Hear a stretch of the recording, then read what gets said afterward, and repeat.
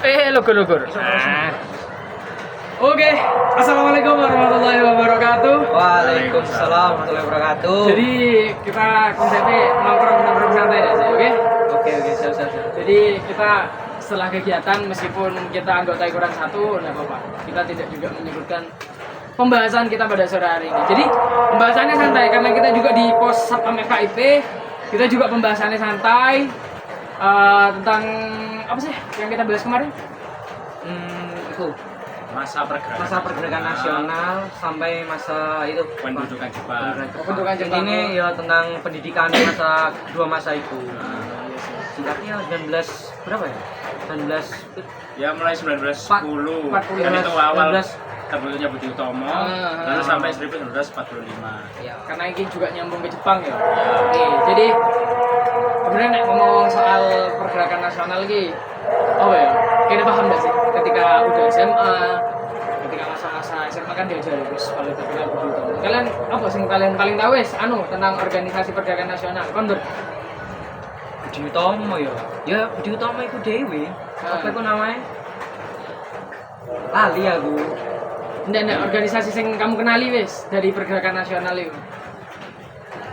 Apa ya, lupa aku. Pokok ada saja. Iya, Budi Utomo ya. Ya, yang aku pasti ini Budi Utomo. Jadi dua ini aku tahu Syarikat Islam. Oh, Syarikat Islam. Nah, terus SI ya? SI bener. Nah, yang ketiga mungkin Mas Fajar tahu. Aku tak. Nek tiga ini enggak sih? Apa? Inspartich. Oh iya ya Ini Allah. berarti tiga serangkai. Inspartich. Tapi fun fact, tiga serangkai ini, tapi yo pergerakan nasional ini juga ada gara-gara salah satu tokoh dari Indie Parties. Jadi berkesinambungan. Itu materi tentang politik etis. Kalian tahu kan politik etis nah. Jadi kesinambungannya itu dari ini loh. Edward Dedeker ketika itu kan penulis kan di fun fact kayak gitu. Ketika Edward Dedeker itu nulis, bukunya judulnya Masalah. Itu kan Masalah ini moro-moro viral dan boomingnya ini lucu. Gak cuma di Indonesia, semua itu orang luar negeri. Jadi kau ya orang luar negeri langsung iya ternyata ditindas.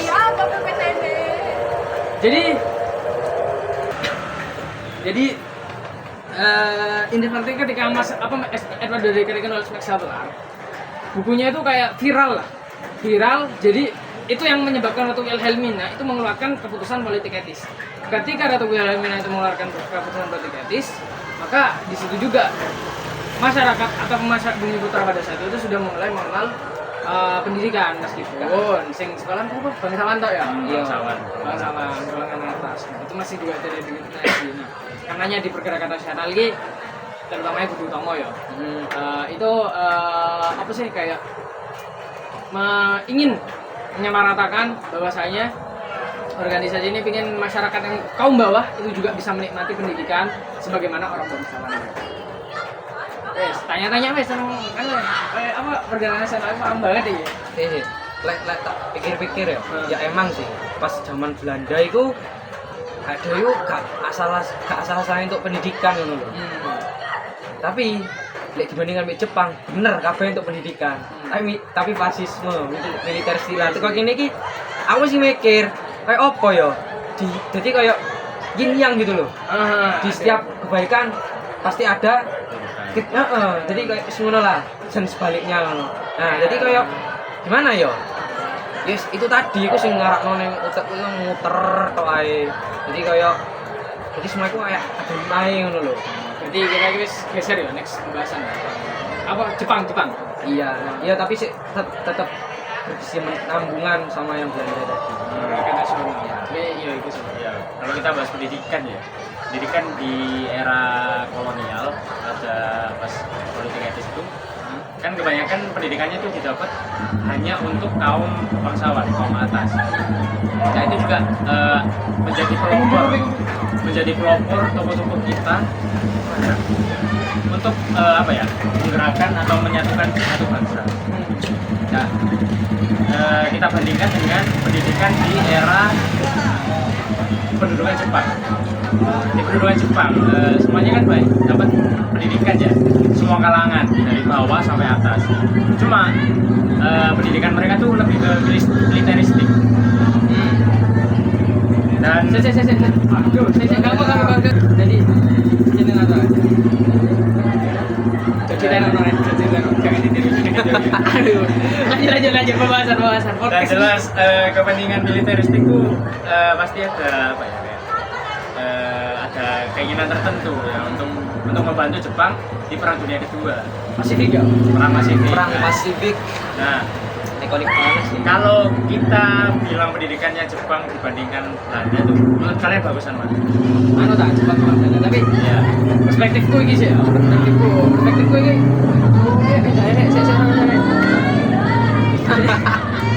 Parah.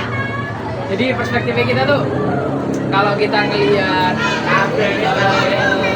apa ya lebih baik mana itu pasti ada plus minus ya. Ya enggak? Iya. Misal gini kan di kolonial memang benar untuk menggerakkan suatu massa itu kan butuh orang pinter kan. Iya kita benar untuk menggerakkan satu massa itu kan butuh orang pinter. Memang benar butuh berdua sebelum itu apa ya butuh orang-orang bangsawan atas yang terpelajar. Memang benar pada masa kolonial itu kebutuhannya pada saat itu memang aku gak mungkin ngomong gak semua harus rakyat apa ya gak semua rakyat itu harus melakukan pendidikan enggak tapi mulai dari atas itu harus juga baik gitu. Juga baik karena apa? Karena dari pendidikan yang di atas itu sudah dididik atau ditajamkan otaknya, maka dia tuh pasti akan dibangun ke bawah. Karena semakin pintar orang itu pasti perspektifnya semakin luas, bukan cuma ke atas, tapi juga ke bawah, ke kanan, juga ke samping. Nah, itu sih plusnya. Tapi minusnya yaitu kembali lagi kita juga menentang akan apa ya perbedaan hak itu tadi. Kenapa? Ya wis namanya manusia kan, secara humanistik manusia itu di mata manusia ya Setara. manusia setara. Meskipun ya wis untuk kowe menungso lah. Manusia ada dua. Yuk, ada. Yuk. Jadi ketika kalau kita bandingkan dengan zaman Jepang, sebenarnya apple to apple gak cocok kayaknya. Karena kalau kita lihat tuh ada plus minusnya. Jepang juga ada minusnya, ada plusnya juga. Plusnya juga ya bisa membuat disiplin kan, kebiasaan bangun pagi ya. Tenang. banyak budaya dari Jepang. Sisanya militeristik. Iya, militeristik meskipun Fasis. fasis ya kita kan memang tidak setuju kan karena ya fasisme itu kan bentuk ideologi yang kecintaan terhadap suatu nasionaling apa ya suatu negara itu parah gitu. Ingin berkorban itu intinya nyewok itu harus ditukar lah enggak. Negara. Terus yang saya lihat, aku lihat juga ya, kayak, pendidikan di era kolonial itu kan awalnya dari golongan atas kan. Nah, Pak Belanda ini ibaratnya kayak mendidik para golongan atas dulu, para golongan bangsawan dulu. Nah nanti mereka yang udah dididik itu pasti bakal kayak melihat ke bawah, ke bawahnya juga kan. Oke. Nah itu ibaratnya kita awalnya dibantu oleh Belanda, tapi nanti kita juga bisa mandiri. Yang golongan atas ini akan membantu yang di bawah juga. Nah ini ibaratnya kayak secara perlahan, temponya perlahan. Jadi mereka tuh awalnya mendidik yang apa ya, ibaratnya bangsawan dulu yang udah mulai paham, yang udah dari dulu udah paham itu loh konsepnya. Nanti akan mereka ajarkan ke yang bawah. Nah itu pelan-pelan kan berarti. Sedangkan kalau kita lihat pendidikan di Jepang kan rata kan, itu temponya lebih cepat karena ada kepentingan tersendiri untuk membantu perang, ya untuk ya juga mendidik secara militeristik. Memang tapi kan emang militer kan sifatnya jajaran militer kan disiplin dan keanekaragaman ya. Ya itu tadi. Contoh feodal gak sih? Sama feodal itu 11-12 gak sih? Tapi nek feodal ini terlalu anu deh, bukan Oh lebih sing parah lagi. parah. Karena kalau militeristik kan semuanya rata. Satu komando. Nek feodal ini kan lebih ke kerajaan, satu kerajaan. Ya, bisa bedakan aku itu tadi. Tapi kalau kita juga berbicara ketika Jepang menjajah ini nggak sih paling miris seks. Iya. Pemerkosaan dia. Iya. Aku lek pernah tahu itu lupa ya di daerah di. Tapi ya sing kayak sing bilang no Pak Ria tadi itu daerah Kalimantan kan. Tapi aku pernah juga kok gak cuma Kalimantan kok. Iku pokok kamu sekali nolak bahkan nggak nolak aja yo. Hidur bro. Emang. Kayak apa lah gitu loh. Ya itu sih ya itu minusnya apa ya bukan minus ya emang keburukannya ya emang penjajahan Jamane kan. setiap penjajahan memang ditentang karena Ya, penjajahan emang ditentang ya karena selalu meninggalkan bekas dan luka. Bekas dan lukanya itu bukan cuma bekas luka sing secara fisik, juga traumatis. Nek fisik oke lah bisa sembuh, tapi sing paling parah itu dari penjajahan itu ya traumatisnya itu tadi. Pak pasang, Bro. Jadi Pak unik wong iki. Iya. Jogja banget, Bro. Ngawur. Jogja. Iya. Oh ya, back to topik. Jadi, Iya. apa sampai mana tadi? Anu ya, traumatis ya. Emang Traumatik. itu sih kan itu juga pernah lihat filmnya kan, yang kumpulan-kumpulan orang-orang perempuan-perempuan yang perkosaan sama orang Jepang. Karena sampai sekarang mereka kan tidak dapat keadilan. Iya.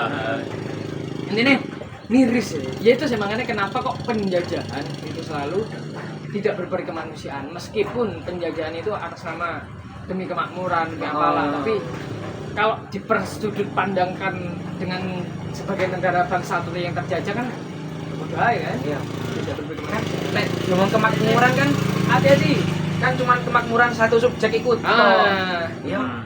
Ya kan padha wae sing liyane kan tertindas gitu loh. Iya sih. Kayak jadi enggak ada bagusnya lah ini. Gak ada bagusnya. Jadi kalau kita bandingin apple to apple kayak kurang lah. Jadi ya wis tidak ada yang baik lah dari penjajahan itu karena apapun bentuk segala penjajahan pasti tidak berberi kemanusiaan. Iya. Jelas. Ya, ada penjajahan yang bisa kita gunakan. Dan pendidikan was pendudukan Jepang ini bro kayak ya memang banyak buruk ya, tapi kita bisa dibilang ada kayak bukan kelebihan ya, bisa dibilang meninggalkan sesuatu hal yang bisa kita pelajari. Oh iya. Ambil contoh organisasi militer, Oh, PETA. Nah, Bela itu kan tanah air. pembela tanah air. Iya. Itu kan basis awalnya TNI ya, Iya. demi keamanan negara. Nah, itu nanti bakal jadi bekal misalnya ya kita lihat agresi militer Belanda. Oh iya. Kebanyakan kan militernya Indonesia tuh mantan dari PETA atau organisasi militer itu. Dan juga mungkin bisa kita ambil budaya Jepang. Mereka kan terkenal disiplin lah. Nah, kayak kita bisa ambil lah apa disiplinnya gitu-gitu, tapi emang nggak bisa lepas dari negatifnya penjajahan Jepang itu. Banyak yang wanita diperkosa kan, apa kayak itu tuh masih jadi isu sampai sekarang sebenarnya. Banyak wanita yang nggak dapat peradilan, banyak yang mereka ditolak oleh dua negara. Mereka nggak dianggap Jepang, mereka nggak dianggap Indonesia. Jadi ya wis miris ya. Jadi Ya. kesimpulannya wis apapun bentuk penjajahan di masa apapun namanya penjajahan tetap penjajahan. Tapi namanya pendidikan itu adalah jawaban untuk melawan penjajahan. Seperti yang kita lawan ya. Kita sekarang oke lah, benar jadi guru-guru mbiyen. Kita sekarang tidak berperang lagi mengangkat senjata tapi mengangkat pena. Benar. Karena perjuangan kita kata Bung Karno lebih sulit karena Melawan bangsa kita sendiri dan dirasakan sampai sekarang. Cuma Bung Karno lagi bangsa kita sini duduk ngomong sing gak sebangsa enggak, maksudnya kebodohan yang ada di dalam bangsa kita. Iya benar. Karena apa?